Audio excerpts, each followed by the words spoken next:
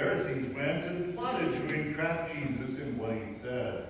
So they sent their disciples to him, along with the Herodians, saying, "Teacher, we know that you are sincere and teach the way of God in accordance with truth, and show deference to no one, for you do not regard people with partiality. Tell us then what you think. Is it lawful to pay taxes to the emperor or not?" But Jesus, aware of their malice, said, "Why are you putting me to the test, you hypocrites? Show me the coin used for the tax." And they brought him a denarius. Then he said to them, "Whose head is this, and whose title?" They answered, "The emperor's." Then he said to them, "Give therefore to the emperor the things that are the emperor's, and to God the things that are God's." When they heard this, they were amazed. And they left him and went away. The gospel of the Lord. Praise to you, O Christ.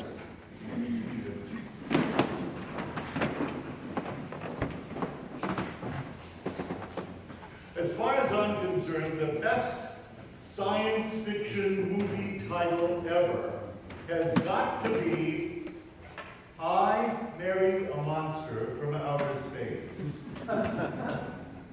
A product of the 1950s, it goes a little bit like this.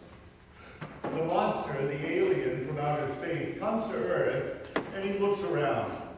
And he decides that in order to take over the planet, the best way to do it is to get a good cover. So he decides to find a bride and get married. He finds a very pretty girl. She's so nice. But if she sees him as the ugly alien that he is, she'll never marry him. So he decides to work on a disguise. And he thinks really hard, and he reconfigures his flesh. And in the end, he looks on the surface like a JCPenney catalog model. And she marries him. Shortly after their honeymoon, they return to their home. And one night, he gets up at 2 or 3 in the morning and goes downstairs, I guess because he's still working out his plot for how to take over the world. And she comes downstairs because she thinks something's wrong.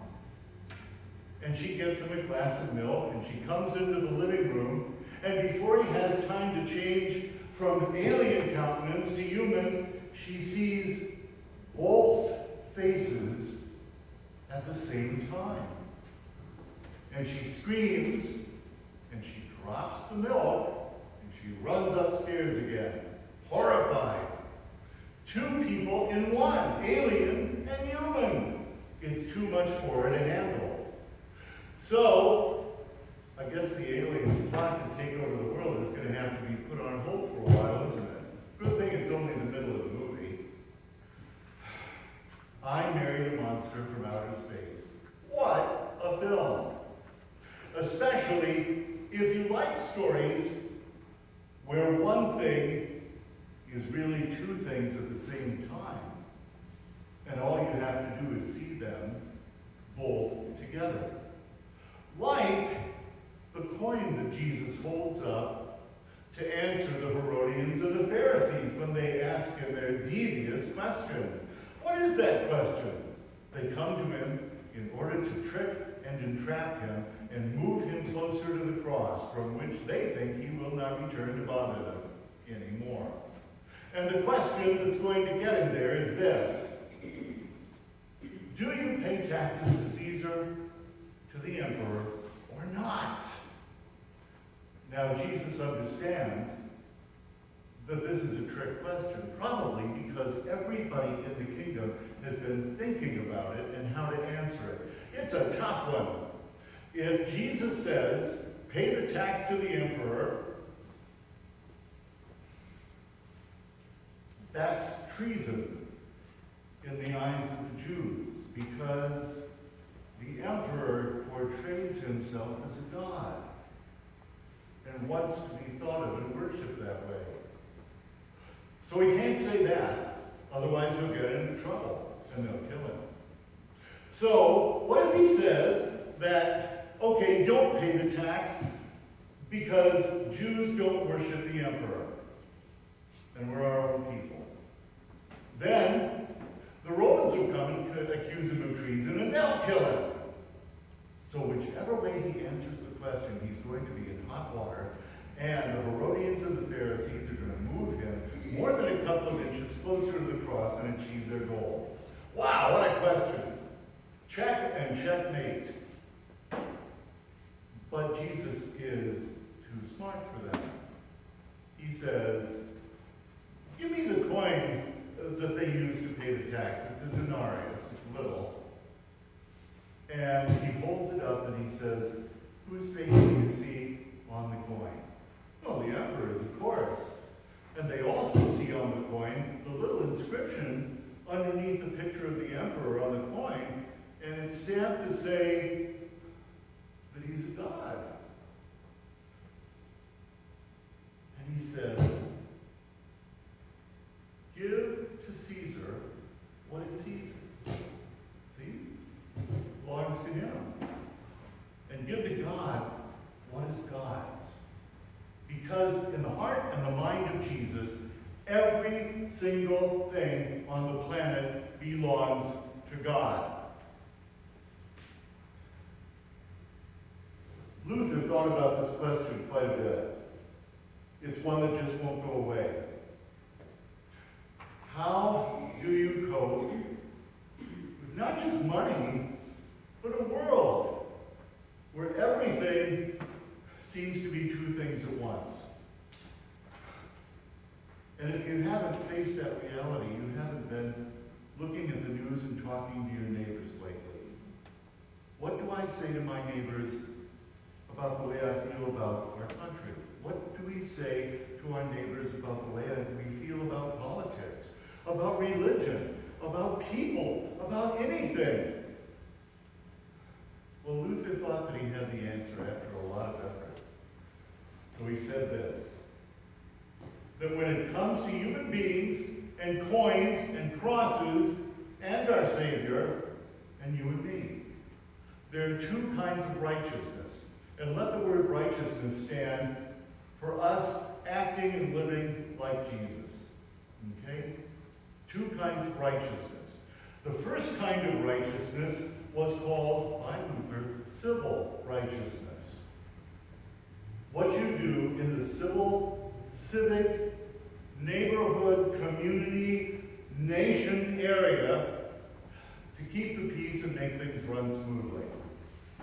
In my neighborhood, I keep my lawn mowed, I keep my house in good repair and painted. I talk to my neighbors on a regular basis, even if I'm busy and need to be somewhere else. But I still stop and talk because those relationships are important and they need to be tended to. And I can't ignore them. And the good feeling that I get when I invest in all of that stuff is called by Luther civil righteousness. Making the community work by the stuff that you do. And surprise, Luther said, this one's not really a gift from God. This is stuff that we earn. We do it. We make it happen. And it's important, right? Right. So, the second one sounds like Luther's been watching science fiction movies. Although I Married a Monster from Outer Space would not have been available even when its early 1958 release date for Luther. But had he watched it, he would have used this term anyway. And it's called alien righteousness. Alien righteousness. And by alien, Martin Luther meant stuff that is from out of this world. The kind of righteousness, the kind of living that we could not manufacture or think up on our own. No way, impossible. The way of forgiveness. The way of knowing that God really does own every single thing, including us, and our neighbor. And when we look at our neighbor, we see something of Jesus. That stuff doesn't come from everyday, regular human living. It comes from God. Alien righteousness from outside of